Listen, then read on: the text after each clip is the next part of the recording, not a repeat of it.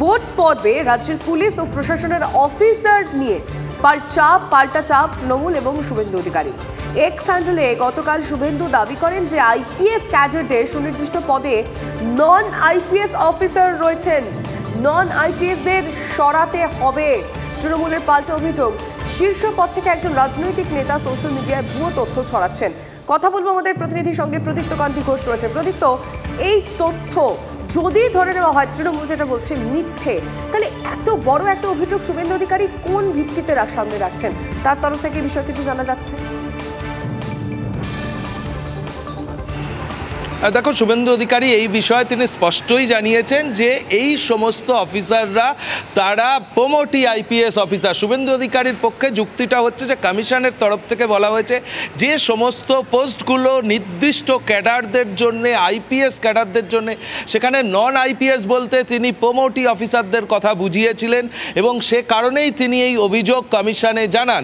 এবং তারপর কমিশনের তরফ থেকে কিন্তু একটা কগনিজেন্স নেওয়া হয়। এই রাজ্যের দায়িত্বপ্রাপ্ত নোডাল অফিসার যিনি রয়েছেন পুলিশের, তার কাছে শুভেন্দু অধিকারীর যে অভিযোগ তার সত্যতা খতিয়ে দেখার জন্য নির্দেশ দেওয়া হয়েছে। যদিও তৃণমূল কংগ্রেসের তরফ থেকে স্পষ্টত বলা হচ্ছে যে বিরোধী দলনেতা তিনি একটা ভুয়ো অভিযোগ করছেন।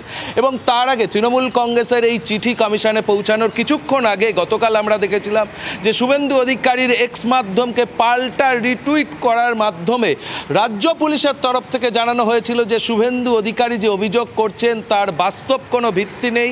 তার কারণ কেন্দ্রীয় স্বরাষ্ট্র মন্ত্রকের নির্দেশ মেনেই যে 16 জনের কথা শুভেন্দু অধিকারী উল্লেখ করেছেন তার মধ্যে তালিকায় পুলিশ সুপাররা যেমন রয়েছেন তেমনভাবে ডিআইজি পদমর্যাদার একাধিক অফিসাররা রয়েছেন।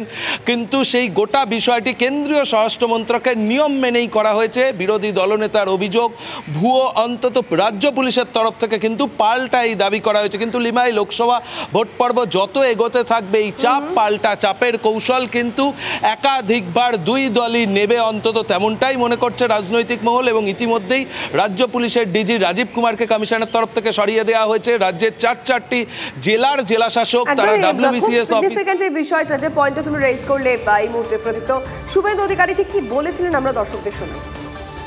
পুলিশ দলদাসের মতো আচরণ করার চেষ্টা করছে। আমরা ইলেকশন কমিশনকে বলবো পশ্চিমবঙ্গে থেকে পুলিশকে শুধু ভোটের দিন নয়, এখন থেকে সরিয়ে রেখে প্রয়োজন হলে অন্য রাজ্য থেকে পুলিশ অফিসারদেরকে নিয়োগ করে এই রাজ্যে আইনের শাসন, গণতন্ত্র, লেভেল প্লেইং ফিল্ড অর্থাৎ নির্বাচন পরিবেশ, প্রচারের সুযোগ, এটা করার ব্যবস্থা গ্রহণ করতে হবে।